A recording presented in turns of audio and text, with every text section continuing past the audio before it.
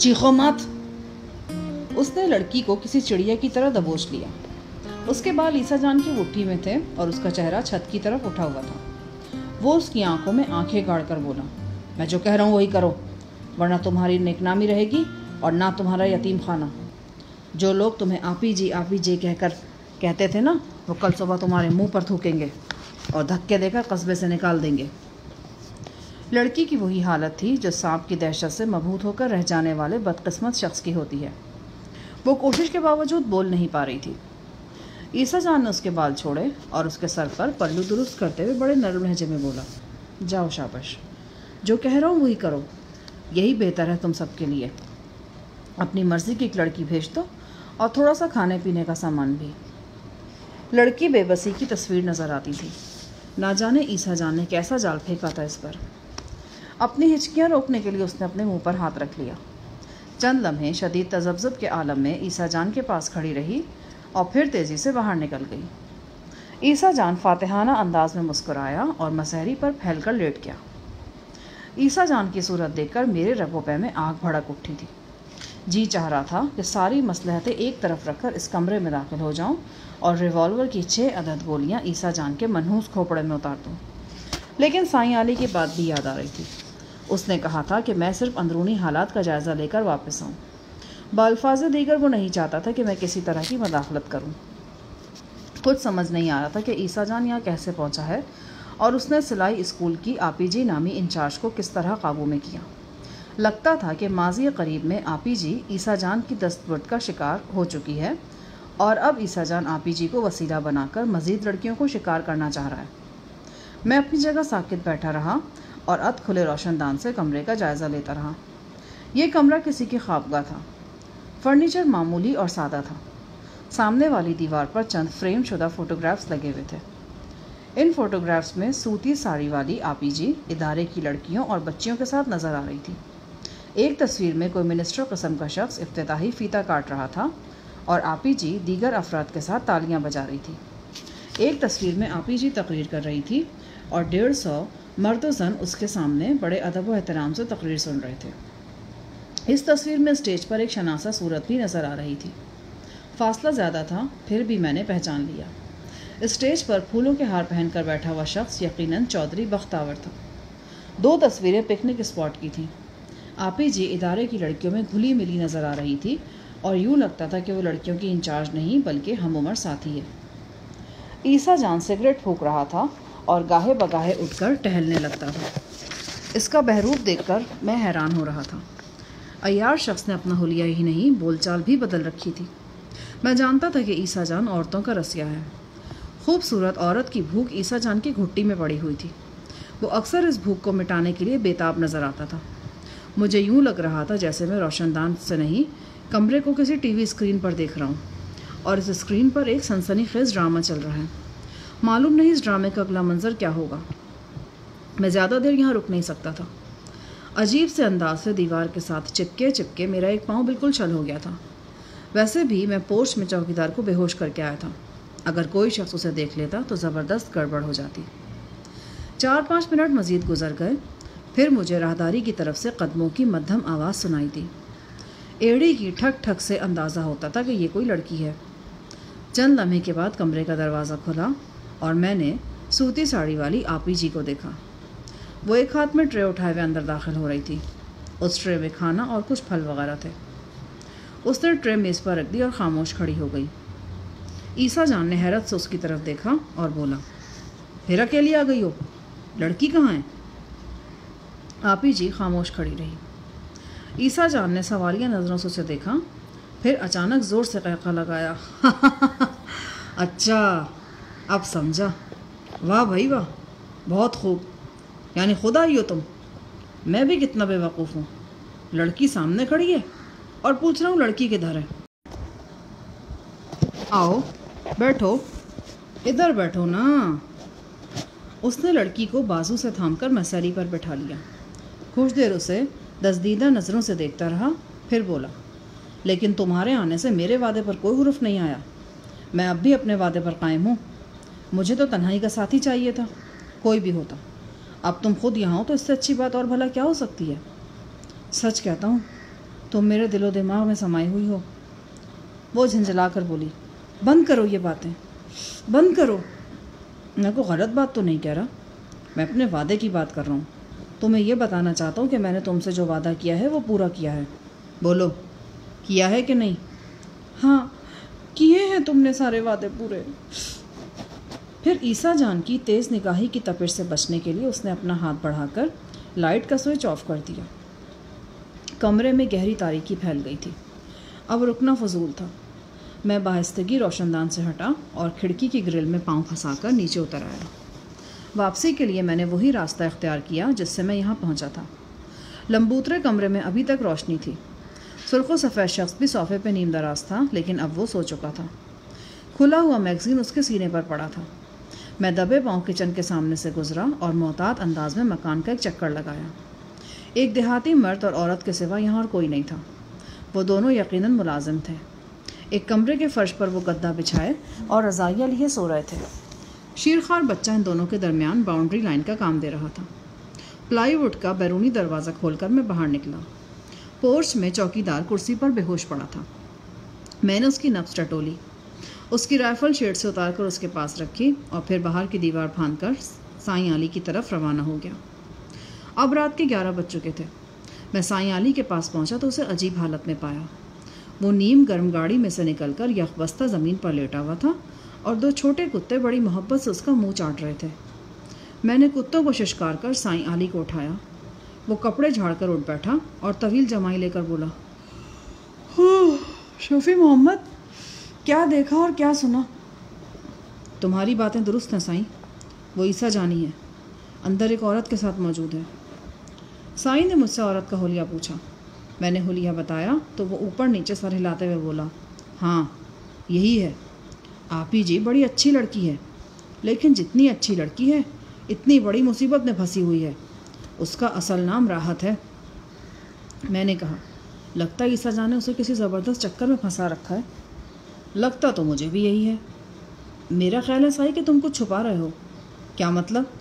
तुम्हें कैसे मालूम हुआ कि इस मकान में सिलाई कढ़ाई का स्कूल है और यहाँ आपी जी नाम की लड़की रहती है? ये सब मार्फत की बातें शफ़ी मोहम्मद, और मार्फत तकलीफ़ें सहने से मिलती है। तुम भी ठंड में नंगी ज़मीन पर सोना सीख लो। अच्छा, किसी वक्त मश्क करूँगा। अब ये बताओ कि करना क्या है? मेरा मतलब यहाँ ठहर कर ईसा जान का इंतज़ार करना है या अंदर घुसकर उसे पकड़ना है? इन दोनों में से कोई काम भी नहीं करना। ईसा जान कहीं भागा नहीं जा रहा, उसे हम फिर भी पकड़ लेंगे। फ़िलहाल हमें इस लड़की से मिलना है। किस लड़की से? जिसे अंदर अंधेरे में छोड़कर आए हो। तुम्हें कैसे मालूम कि अंधेरे में छोड़कर आया हूँ? मेरा मतलब है कि ईसा जान के पास छोड़कर आए हो। ईसा जान भी तो अंधेरा ही है। मैं कुछ कहना चाह रहा था मगर साईं आली ने ज़ोर से हक हू का नारा लगाया और गाड़ी को अकब से धक्का दे दिया। गाड़ी एक कच्ची ढलान के पास ही खड़ी थी। धक्का लगने से वो ढलान पर लुढ़क गई और 20-30 गज का फासला तय करके शराब से केकर और जंतर के घने दरख्तों में घुस गई। ये क्या किया तुमने? अगर टूट फूट हो जाती तो? टूट फूट हो जाती तो कौन सी क़यामत आ जाती? चलो आओ, अब इत्मीनान से बैठे गाड़ी में। वहाँ से किसी राहगीर की नज़र पड़ेगी और ना ही ईसा जान की। बात तो साईं ठीक कह रहा था।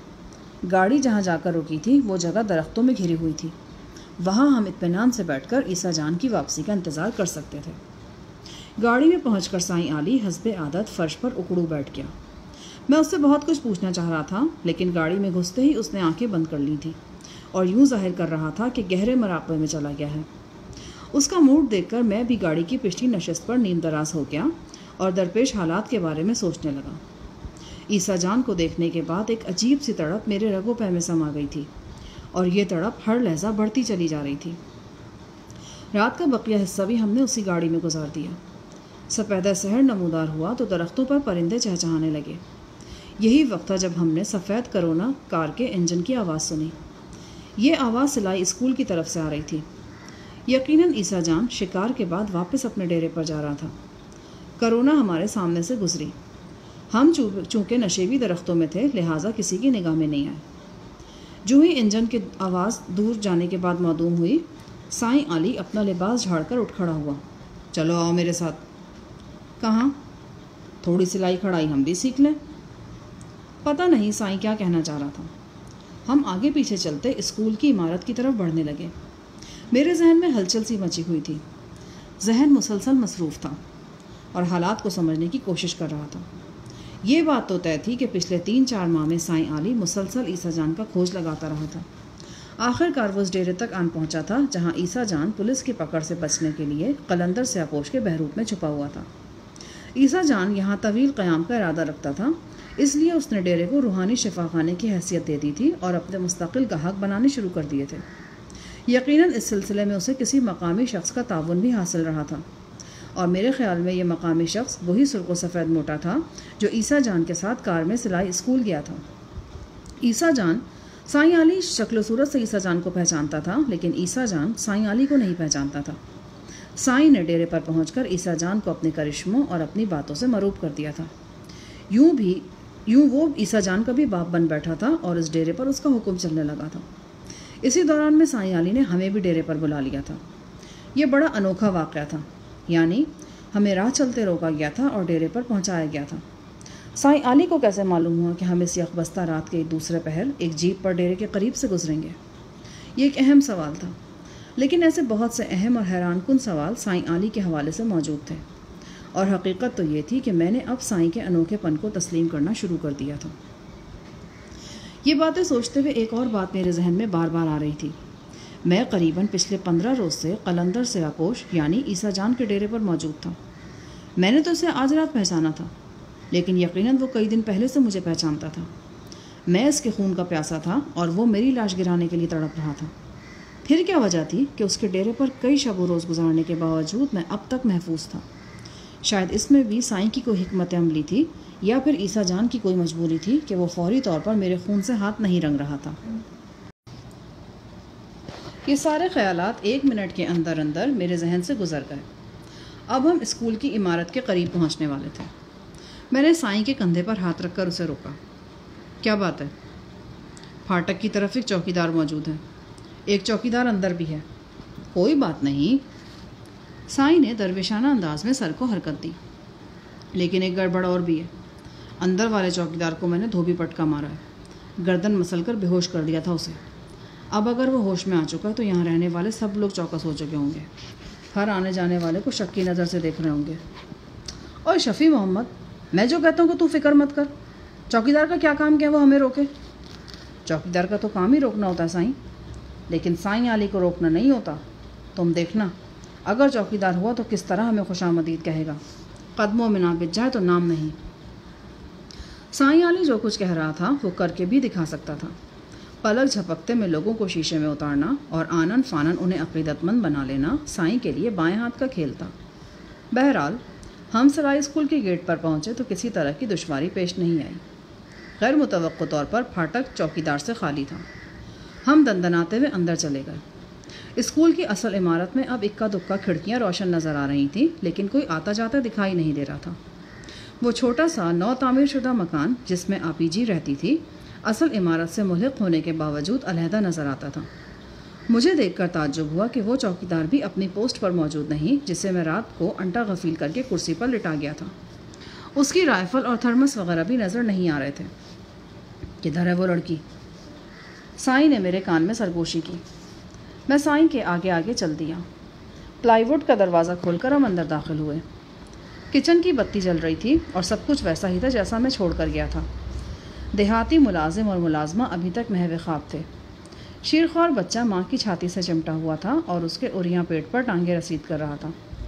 میں سائیں کو لے کر تنگ راہداری سے گزرا اور اس خوابگاہ تک پہنچ گیا جہاں 6 گھنٹے پہلے راحت عرف آپی جی کو ایک جابر اندھیرے میں چھوڑ کر گیا تھا۔ میں نے ریوالور نکال لیا، نوب گھما کر دروازہ کھولنا چاہا، لیکن وہ اندر سے مقفل تھا۔ آنکھوں میں سائیں سے مشورہ کرنے کے بعد میں نے دروازے پر مدھم دستک دی۔ تیسری چوتھی دستک پر ہلکی سی آہٹ سنائی دی، پھر کسی لڑکی کی ستی ہوئی باریک آواز سنائی دی۔ کون ہے؟ میں نے خاموش رہنا مناسب سمجھا۔ دروازہ ان لاک ہوا اور کھل گیا۔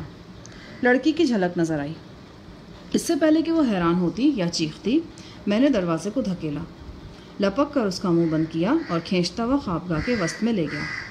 میرے پیچھے سائیں بھی تیزی سے اندر داخل ہوا اور اس نے دروازہ بولٹ کر دیا۔ یہ سب کچھ 2 سیکنڈز کے اندر وقوع پذیر ہوا تھا۔ بلب کی روشنی میں نے دیکھا لڑکی کا نصف چہرہ میری ہتھیلی کے پیچھے چھپا ہوا تھا اور اس کی آنکھیں دہشت سے پھٹی ہوئی تھیں۔ اس نے میرے دوسرے ہاتھ میں سیاہ ریوالور دیکھ لیا تھا اور میرے دھمکی آمیز تاثرات بھی دیکھ لیے تھے۔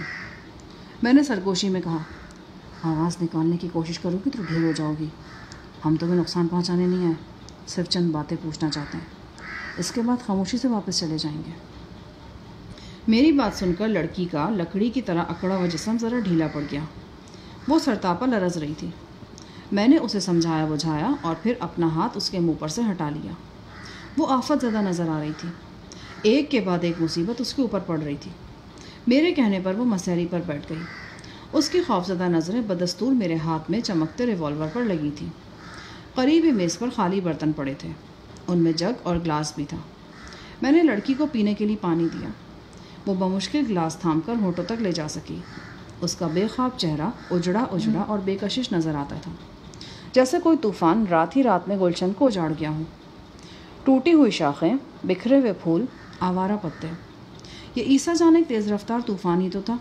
وہ اپنے ساتھ آگ، پتھر اور انگارے لے کر چلتا تھا، اپنے سامنے آنے والی ہر شے کو تہس نہس کر دیتا تھا۔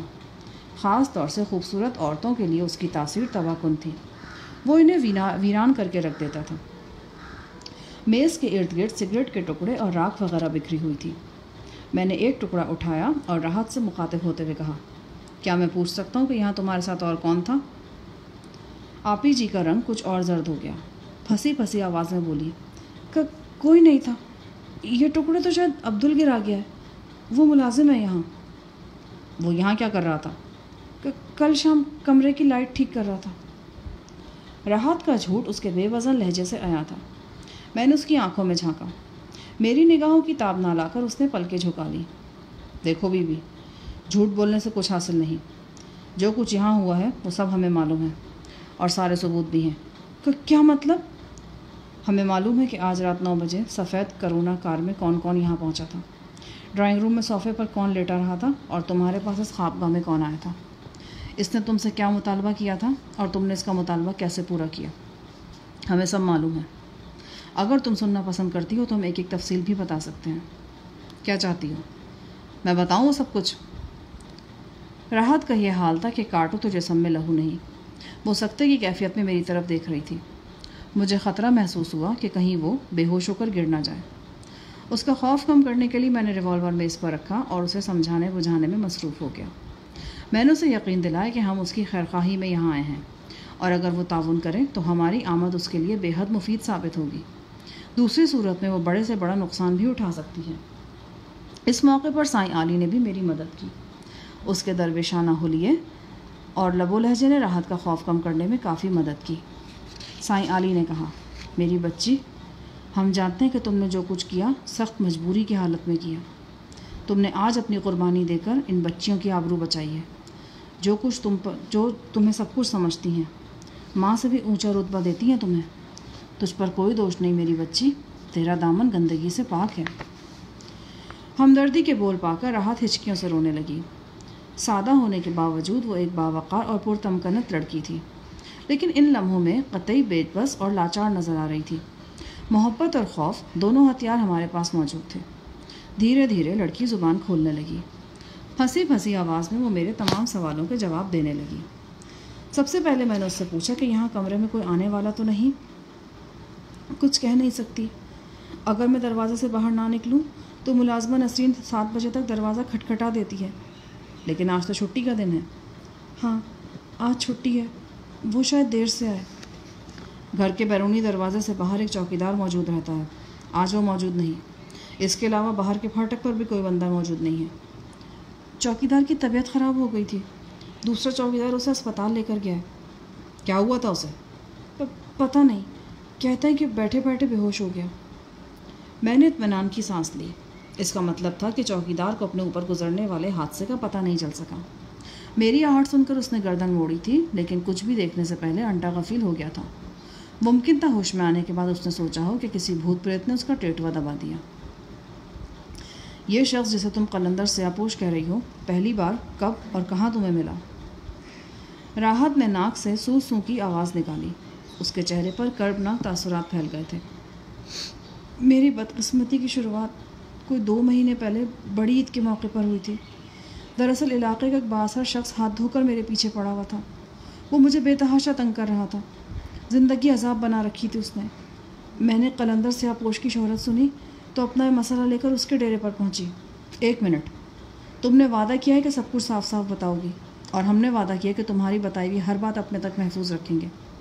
پھر ادھوری بات کیوں کر رہی ہو؟ میرا مطلب ہے اس شخص کا نام کیا تھا جو تمہیں پریشان کر رہا تھا؟ راحت تھوڑی دیر سخت تذبذب میں رہی، پھر ہارے ہوئے لہجے میں بولی، اس کا نام سخاوت علی ہے۔ عام طور پر اسے سخا پہلوان کہا جاتا ہے۔ سخا پہلوان باغپور گاؤں کا ایک کھاتا پیتا شخص ہے۔ ہو سکتا ہے کہ تم نے بھی اس کا نام سنا ہو۔ میں نے انکار میں جواب دیا۔ راحت اپنی بات جاری رکھتے ہوئے بولی، سخا پہلوان زمینداری کرتا ہے۔ اس کے علاوہ اس کا اپنا ایک فارم بھی ہے جہاں چھوٹی بکریاں اور شہد کی مکھیاں وغیرہ پالی جاتی ہیں۔ علاقے کے ایک مشہور زمیندار سے بھی سخا پہلوان کے تعلقات ہیں۔ سخا پہلوان سیاسی کاموں میں بھی بڑھ چڑھ کر حصہ لیتا رہا ہے۔ ایک مرتبہ ہم نے سخا پہلوان کو ایک فنکشن میں مہمان بنایا تھا۔ بس وہیں سے وہ بدذات کمینہ میرے پیچھے پڑ گیا۔ بہانے سے یہاں کے چکر لگانے لگا اور مجھ سے الٹی سیدھی باتیں کرنے لگا۔ میں نے اسے سمجھانے کی بہت کوشش کی، لیکن اس کی بدماشی میں کمی نہیں آئی، بلکہ وقت گزرنے کے ساتھ ساتھ اس کی دلیری بڑھتی چلی گئی اور وہ میرے لیے زیادہ تکلیف دہ ہو گیا۔ وہ کہتا تھا کہ وہ مجھ سے شادی کرنا چاہتا ہے۔ اگر میں راضی نہ ہوئی تو وہ اغوا کر کے علاقہ غیر میں لے جائے گا۔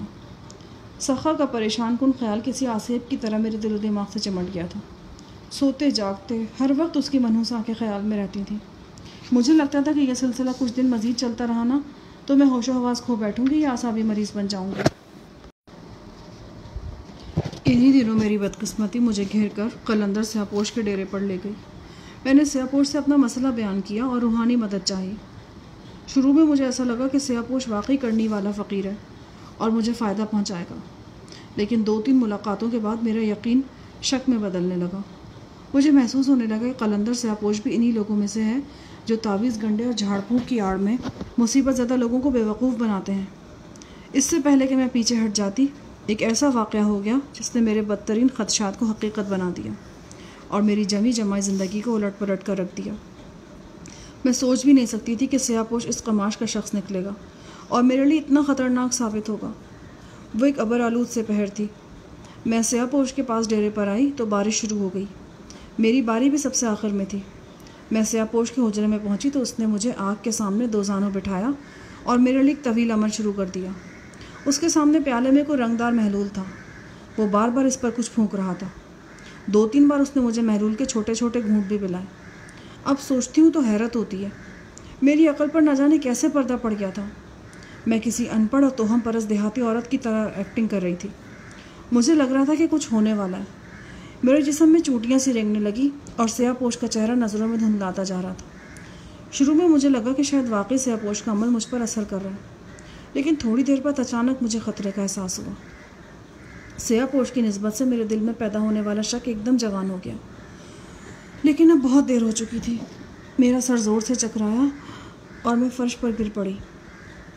یہاں تک بتا کر راحت سسکیاں بھرنے لگی۔ ماضی کا درد تصور کے پردے پر آ کر ایک بار پھر زندہ ہو گیا تھا۔ مجھے دوبارہ ہوش آیا تو سیاہ پوش کے چہرے پر نحس مسکراہٹ تھی۔ میں نے کپڑے پہنے اور رونے لگی۔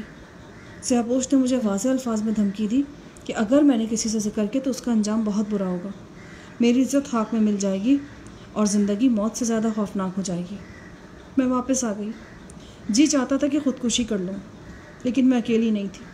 مجھ پر ان درجنوں لڑکیوں کی ذمہ داری تھی جو میرے اسکول میں کام سیکھتی تھیں اور ہاسٹل میں رہتی تھیں۔ میں ان سے بہت زیادہ بڑی نہیں ہوں، لیکن وہ مجھے ماں جیسی عزت دیتی تھیں۔ ان کی ساری امیدوں اور تمناؤں کا مرکز میں ہی تھی۔ میں خودکشی جیسا گھناؤنا فعل کیسے کر سکتی تھی؟ لیکن زندہ رہنا بھی آسان نہیں تھا۔ 8-10 روز میں میرا صدمہ تھوڑا سا کم ہوا تھا کہ سیاہ پوش کے خط نے مجھے پھر سولی پہ چڑھا دیا۔ یہ خط سیاہ پوش کا کوئی کارندہ براہ راست میرے گھر کے لیٹر باکس میں ڈال گیا تھا۔ اس خط کے ساتھ ایک تصویر بھی تھی۔ یہ تصویر میری بے ہوشی کے دوران اتاری گئی تھی۔ خط میں سیاہ پوش نے مطالبہ کیا تھا کہ میں اگلے روز دوپہر کے بعد اس کے ڈیرے پر آؤں۔ ساتھ ہی یہ دھمکی بھی تھی کہ اس طرح کی اور بھی کئی تصویریں اتاری گئی ہیں اور اگر میں نے بات نہ مانی تو میری ساری نیک نامی مٹی میں مل جائے گی اور میں علاقے میں کسی کو منہ دکھانے کے قابل نہیں رہوں گی۔ مجھے اندازہ ہوا کہ میں ایک نہایت خوفناک جال میں پھنس چکی ہوں۔ میں دن رات روتی رہی۔ نہ آرام کیا نہ کچھ کھایا پیا۔ اسکول کی لڑکیاں میری حالت دیکھ دیکھ کر روحانسی ہو رہی تھیں اور ہر وقت میری دل جوئی میں لگی رہتی تھی۔ تیسرے چوتھے روز سیاپوش کی طرف سے ایک اور خط ملا۔ اس خط میں بہت سی دھمکیاں تھیں اور مجھے ڈیرے پر طلب کیا گیا تھا۔ اسی روز رات کو سیاپوش خود یہاں آ دھمکا۔ اس کے ساتھ وہی سرخ چہرے والا شخص تھا جو آج رات آیا تھا۔ یہ شخص سیاپوش کا ہمراز دوست تھا۔ دونوں سفید کار پر یہاں پہنچے تھے۔ مقامی لوگ میری بہت عزت کرتے ہیں، اتنی عزت کہ کوئی سوچ بھی نہیں سکتا۔ ان کے دماغ میں یہ بات آ ہی نہیں سکتی کہ آپی جی سے کوئی جرم یا خطا ہو سکتی ہے۔ یہی وجہ کہ وہ مجھ پر کسی بھی طرح کا شک نہیں کر سکتے۔ فرض کریں کہ کوئی اجنبی شخص رات کے 12 بجے بھی میرے گھر سے نکلتا ہے نا، تو کوئی یہ نہیں سوچے گا کہ یہ شخص یہاں کیا کر رہا ہے۔ اس کے ذہن میں صرف ایک بات آئے گی، وہ یہ کہ یہ شخص کسی اچھے مقصد سے یہاں آیا تھا۔ سیاپوش اور اس کا سرخ و سفید ساتھی بہادر علی یہاں آئے تو بھی کسی کو الجھن تشویش نہیں ہوئی۔ بہادر علی باہر کھڑا رہا۔ سیاپوش نے اندر آ کر ڈرائنگ روم میں مجھ سے بات کی اور خطرناک دھمکیاں دیں۔ وہ بولا کہ میں نے اس کی بات نہ مانی تو آج وہ سب کچھ ہو جائے گا جس سے وہ مجھے ڈراتا رہا ہے۔ وہ اپنے ساتھ تصویروں کا ایک بنڈل لایا تھا۔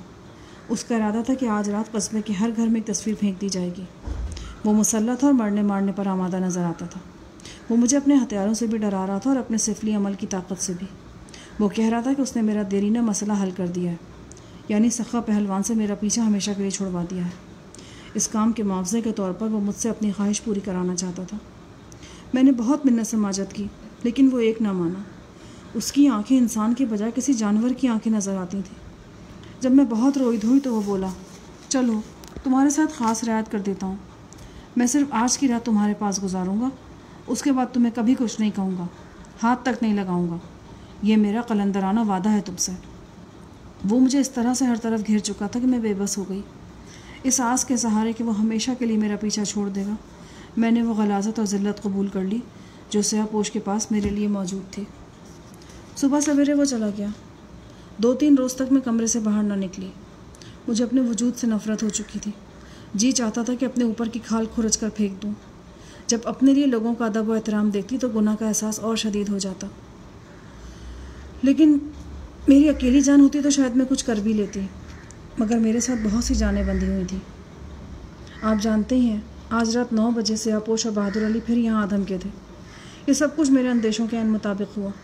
نہ جانے کیوں یہ وسوسہ ہر وقت میرے دل میں رہتا تھا کہ وہ پھر آئیں گے، اور رات کو وہ آ گئے۔ اس کے بعد جو کچھ ہوا وہ آپ لوگوں کو معلوم ہی ہے۔ سیاپوش چاہتا تھا کہ میں اپنے اسکول کی کوئی لڑکی اس کے پاس بھیج دوں۔ یہ کام میرے لیے مرنے سے بھی زیادہ دشوار تھا۔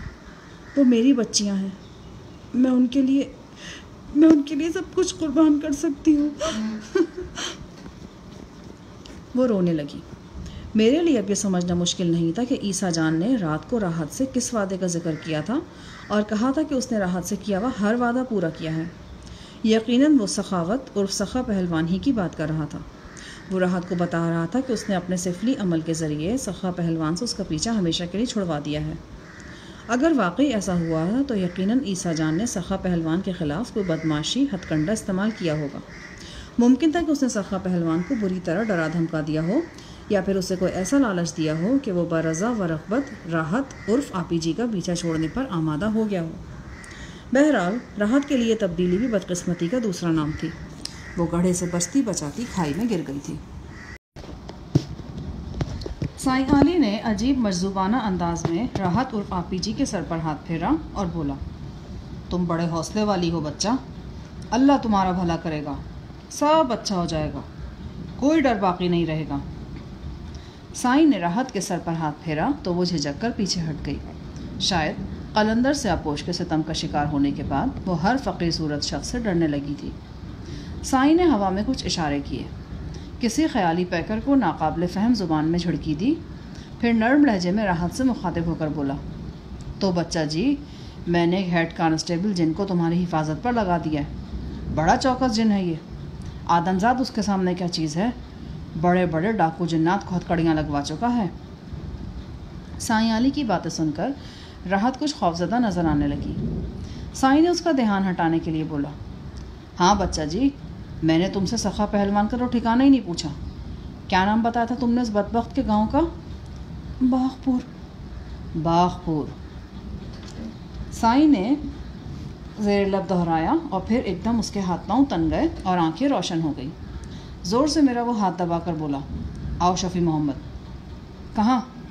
سخا پہلوان کی خبر لیں۔ وہ مجھے کھینچتا ہوا باہر لے گیا۔ راحت حیرت سے ہمیں دیکھتی رہ گئی۔ سورج اب کافی اوپر آ گیا تھا، چاروں طرف تیز دھوپ پھیلی ہوئی تھی۔ ہمیں راحت کے کمرے سے نکلتے کسی نے نہیں دیکھا، تاہم جب ہم احاطے میں پہنچے تو وہاں پھاٹک کے پاس کئی افراد نظر آئے۔ ایک ہٹا کٹا شخص کرسی پر بیٹھا تھا، 2 ملازم صورت لڑکے اس کے کندھے دبا رہے تھے، ایک شخص اسے پانی میں کوئی دوا وغیرہ گھول کر دے رہا تھا۔ میں دیکھتے ہی سمجھ گیا کہ یہ میرا مریض ہے۔ یہ رات والا وہ چوکیدار تھا جس کی گردن پر میں نے تباہ آزمائی کی تھی۔ دور فاصلے پر ہاسٹل کی کچھ لڑکیاں ایک بالکونی میں کھڑی تھیں اور ترس آمیز نظروں سے اپنے چوکیدار کی طرف دیکھ رہی تھیں۔ ہماری طرف کسی نے توجہ نہیں دی۔ ہم لوگوں کے پاس سے ہو کر پھاٹک سے نکلے اور اپنی گاڑی کی طرف بڑھنے لگے۔ تھوڑی ہی دیر بعد ہم اس کچے پکے راستے پر جا رہے تھے جو کچھ آگے جا کر سخا پہلوان کے گاؤں جانے والی سڑک سے ملتا تھا۔ میری سمجھ سے باہر تھا کہ سائیں علی کیا چکر چلا رہا ہے۔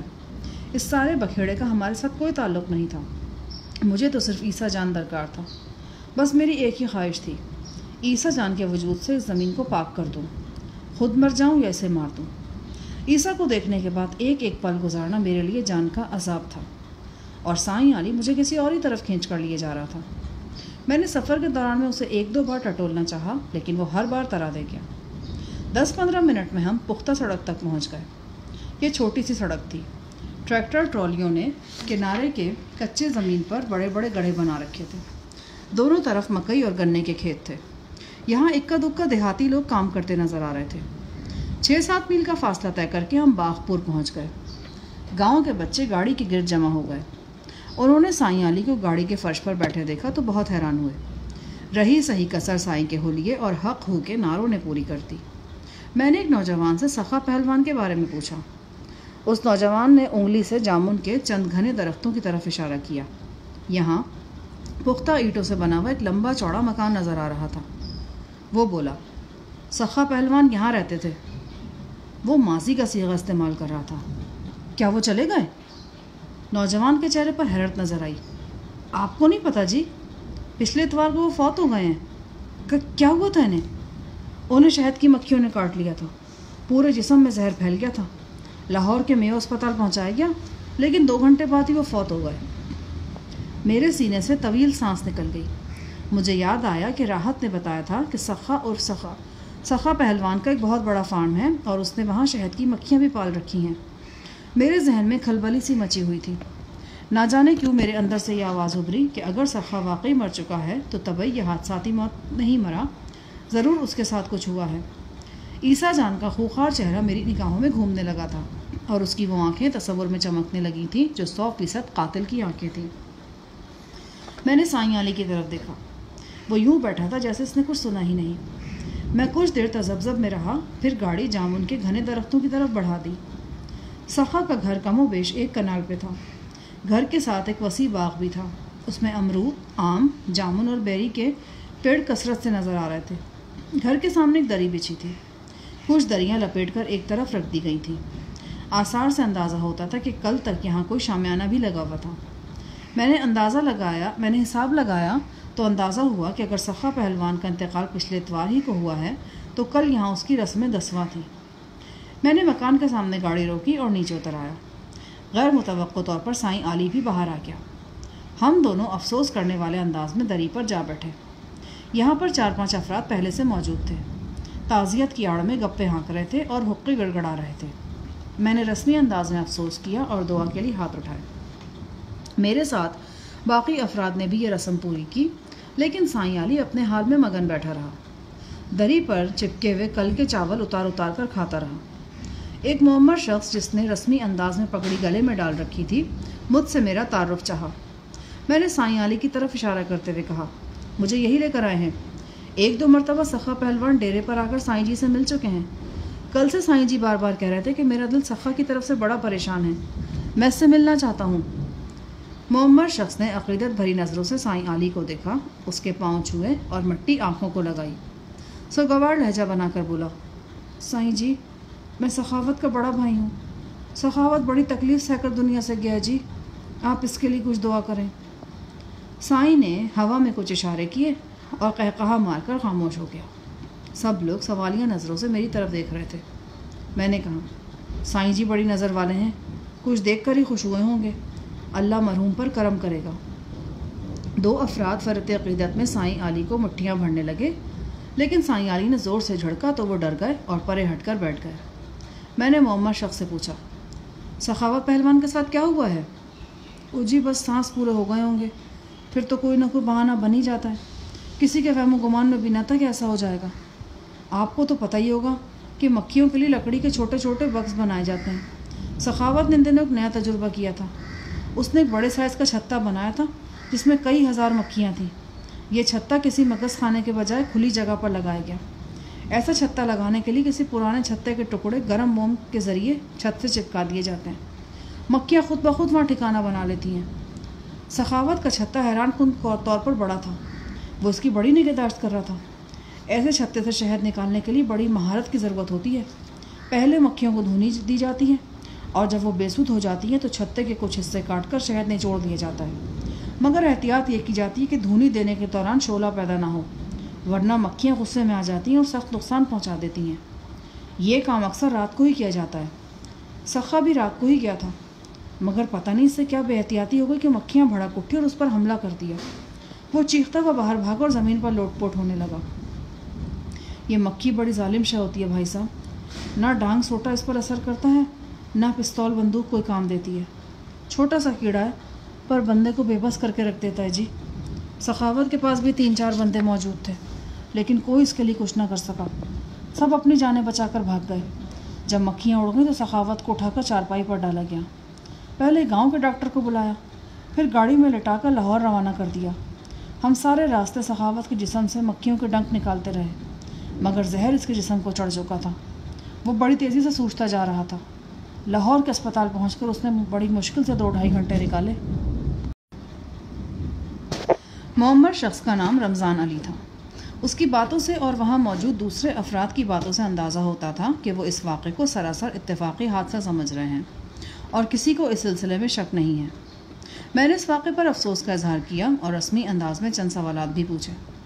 متوفی کے بڑے بھائی رمضان نے ان سوالوں کے جواب سیدھے سادے انداز میں دیے۔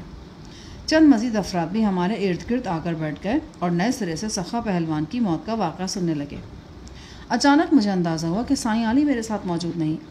میں نے گھوم کر دیکھا، وہ واقعی وہاں نہیں تھا۔ رمضان اور دیگر افراد کو بھی پتہ نہیں چلا تھا کہ کب وہ خاموشی سے اٹھ کر چلا گیا ہے۔ سائیں جی کہاں گئے؟ رمضان نے چونک کر پوچھا۔ بعد میں آنے والا ایک شخص بولا، وہ ویڑے کی طرف گئے ہیں، یعنی صحن کی طرف۔ میں اور رمضان ایک ساتھ اٹھے اور اس کی طرف دیکھنے لگے جدھر دیہاتی نے اشارہ کیا تھا۔ سائیں علی کہیں نظر نہیں آ رہا تھا۔ میں نے رمضان سے کہا، وہ مجذوب ہیں، ان کا اکیلے پھرنا ٹھیک نہیں۔ رمضان کے چہرے پر خوف کا سا سایہ لہرا گیا۔ شاید وہ یہ سوچ کر گھبرا گیا کہ کہیں یہ مجذوب گھر کے زنان خانے کی طرف نکل گیا اور ننگا ہو کر دکھانے لگا یا اینٹیں چلانے لگا تو کیا ہوگا۔ وہ میرے ساتھ دوڑا ہوا گیا۔ میں دروازے پر کھڑا رہا۔ وہ زنان خانے میں سے گھوم پھر کر باہر آ گیا۔ سائیں علی اندر نہیں تھا۔ اسی دوران میری نگاہ سائیں علی کے پاؤں کے نشانات پر پڑی۔ سائیں کے پاؤں کے نشان پہچاننا زیادہ مشکل نہیں تھا۔ وہ اکثر و بیشتر ننگے پاؤں رہتا تھا اور اس کے پاؤں ضرورت سے زیادہ پتلے بھی تھے۔ سائیں کا رخ فارم کی طرف تھا۔ میں رمضان کے ساتھ فارم کی طرف بڑھا۔ 2 لاٹھی بردار نوجوان بھی ہمارے ساتھ شامل ہو گئے۔ ایک طرف ٹیڈی بکریوں کے لیے بڑا احاطہ تھا، دوسری طرف گھنے درختوں کے نیچے سبز اور سرخ رنگ کے بہت سے چوبی مکس خانے یعنی ڈبے رکھے تھے۔ ان میں موجود مکھیوں کی تعداد یقیناً لاکھوں میں تھی۔ یہاں پہنچ کر میں نے سائیں علی کو زور زور سے آوازیں لگائیں۔ سائیں کو ڈھونڈتے ہوئے ہمیں کھلے احاطے میں داخل ہو گئے۔ یہاں مکھیوں کے لیے بہت سے بڑے چھوٹے مگس خانے بنائے جا رہے تھے۔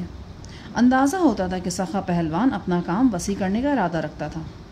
جامن اور آم کے پیڑوں کے نیچے لکڑی کا برادہ بکھرا ہوا تھا۔ یہیں ایک جگہ سائی بھی نظر آیا۔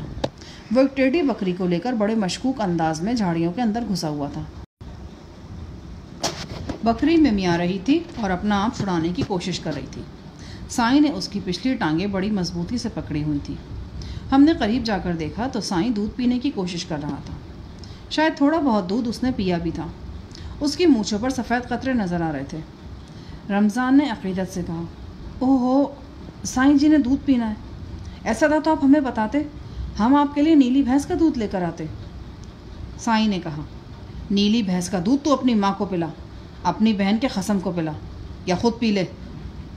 بے عزت ہو کر بھی رمضان بالکل بدمزہ نہیں ہوا۔ بدستور جاہلانہ عقیدت اس کے چہرے پر سجی رہی۔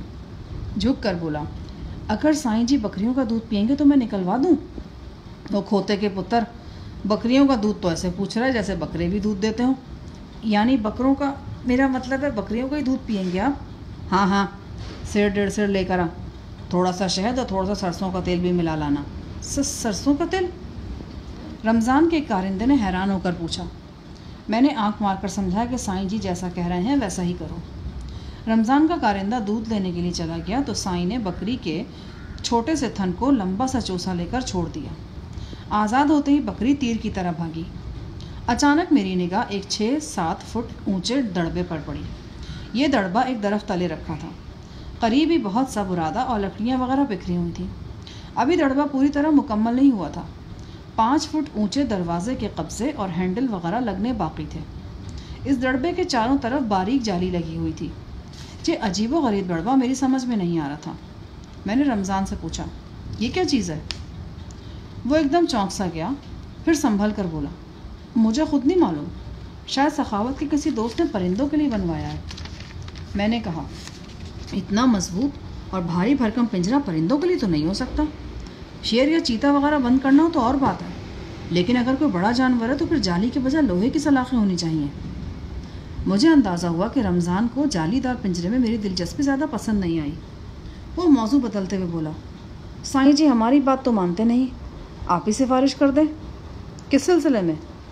سائیں جی سے کہیں کہ سخاوت کی قبر پر فاتحہ پڑھ دیں، بخشش کی دعا کر دیں۔ میں نے رمضان کی بات سائیں علی تک پہنچا دی۔ سائیں نے پہلے تو اڑنے بھینسے کی طرح ناک سے سوں سوں کی آواز نکالی، پھر زور سے ناڑ لگایا، ہاں دل دھڑکا قاتل کا، ہاں دل دھڑکا قاتل کا۔ پھر وہ اٹھ کر ناچنے لگا اور ناچتے ناچتے بولا، ہم دعا کریں گے لیکن ابھی نہیں، رات کے 12 بجے کریں گے۔ میں نے رمضان سے کہا، سائیں جی چاہتے ہیں کہ وہ رات یہیں گزاریں۔ رمضان کے چہرے پر ایک لمحے کے لیے تذبذب کے آثار نمودار ہوئے، پھر وہ بولا، یہ تو بڑی خوشی کی بات ہے، یہ سائیں جی کا اپنا گھر ہے، ہم تو ان کے خادم ہیں، نوکر چاکر ہیں۔ سائیں بولا، چلو تو پھر نوکروں، سب غائب ہو جاؤ یہاں سے، صرف ایک نوکر ہمارے پاس رہے اور ہماری ٹانگیں دبائے۔ سائیں کا اشارہ رمضان علی کی طرف تھا۔ اس ہدایت پر عمل کرتے ہوئے سارے افراد تتر بتر ہو گئے، صرف رمضان ہمارے پاس رہا۔ وہ خاصا گہرا شخص نظر آتا تھا۔ اس کے بال کنپٹیوں پہ سے سفید ہو چکے تھے، چھوٹی چھوٹی آنکھوں میں تیز چمک تھی، تاہم اپنی توہم پرستی کے سبب وہ سائیں علی سے خاصا مروب نظر آ رہا تھا۔ وہ اس کی ٹانگیں دبانے لگا، سائیں ادھر ادھر کیا ہانکنے لگا۔ اس دوران میں ایک ترکھان آیا۔ میں نے اس کے لباس پر پڑے ہوئے برادے اور کان میں اٹکی ہوئی پینسل سے پہچانا کہ وہ ترکھان ہے۔ اس کے ہاتھ میں ایک لفافہ تھا۔ اس نے لفافے میں سے ایک مضبوط آہنی ہینڈل اور کھٹکا نکالا۔ ان دونوں چیزوں کو جالی دار دڑبے کے دروازے پر رکھ کر دیکھا، پھر رمضان سے پوچھنے لگا، چاچا جی یہ ہینڈل ٹھیک رہے گا؟ مجھے کیا پتا، خود ہی دیکھ لو جو دیکھنا ہے۔ رمضان کا انداز میرے لیے چونکا دینے والا تھا۔ وہ ابھی تھوڑی دیر پہلے عجیب ساخت کے دڑبے سے اپنی لاتعلقی اور لاعلمی ظاہر کر چکا تھا، لیکن ترکھان کی بات اس شک کو یقین میں بدل رہی تھی کہ اس دڑبے کا تعلق رمضان سے ہے۔ اس کے علاوہ مجھے ایک شک اور بھی ہو رہا تھا۔ لگ رہا تھا کہ سائیں علی جان بوجھ کر ان درختوں تک پہنچا تھا۔ وہ چاہتا تھا کہ میں اس کا پیچھا کرتے ہوئے یہاں آؤں اور یہ عجیب وضع کا دڑبا دیکھ لوں۔ سائیں کے اکثر بیتوں کے کاموں کے پیچھے کوئی حکمت عملی موجود ہوتی تھی۔ ممکن تھا کہ یہ بھی کوئی حکمت عملی ہو۔ وہ رات ہم نے باغپور گاؤں میں مرحوم سخا پہلوان کے فارم پر گزارنے کا فیصلہ کیا۔ فارم میں ہی 2-3 کمروں کی کچی پکی رہائش گاہ بھی موجود تھی۔ مرحوم سخا پہلوان کے بڑے بھائی رمضان نے ہمیں ایک صاف ستھرے کمرے میں ٹھہرا دیا۔ اس کمرے کی ایک کھڑکی بکریوں کے فارم کی طرف کھلتی تھی۔ بکریوں کے میمیانے کی آواز بڑے تسلسل سے آ رہی تھی، لیکن تھوڑے فاصلے سے آنے والی یہ باریک آواز بری نہیں لگتی تھی۔ ان آوازوں میں ننھے میمنوں کی آوازیں بھی شامل تھیں۔ معصومیت سے بھرپور یہ آوازیں پرندوں کی چہچہاہٹ کی طرح خوبصورت لگتی تھیں۔ ان آوازوں کو سن کر یک بار کی مجھے ننھی زرغونہ یاد آ گئی۔ کتنی انسیت ہو گئی تھی اسے مجھ سے۔ ماں باپ سے بچھڑنے کے بعد اسے کسی سہارے کی ضرورت تھی۔ میں یہ سہارا بن کر اس کے سامنے آیا تھا اور وہ بڑی مضبوطی سے میرے کندھے سے چمٹ گئی تھی۔ اس نے اپنی آنکھیں بند کر لی تھیں اور ہر محرومی کا مداوع میرے کندھے میں ڈھونڈنے کی کوشش کر رہی تھی۔ اب میں یہ کندھا بھی اس سے چھین لایا تھا۔ آج 18-20 دن ہونے کو آئے تھے۔ مجھے اس کی کچھ خبر نہیں تھی۔ میں یہ سوچنے پر مجبور ہو گیا کہ اس نے کھانا بھی کھایا ہے یا نہیں، وہ نئی جگہ ٹھیک سے سوتی بھی ہے یا نہیں، اجنبی آب و ہوا میں اس کی طبیعت تو خراب نہیں ہو گئی۔ مجھے یقین تھا کہ میں اسے یاد کر رہا ہوں تو وہ بھی مجھے یاد کر رہی ہوگی۔ یہ انسیت بھی کیا سا رشتہ ہے جو دو انسانوں کے درمیان خود بخود قائم ہو جاتا ہے، پھر وہ نہ چاہتے ہوئے بھی ایک دوسرے کے متعلق سوچنے پر مجبور ہو جاتے ہیں۔ شاید حیوانوں میں بھی ایسے رشتے موجود ہوتے ہیں۔ تبھی تو یخبستہ رات کے سناٹے میں یہ چھوٹے چھوٹے میمنے میمیاں رہے تھے اور اپنے مطلوب تک اپنا پیغام پہنچا رہے تھے۔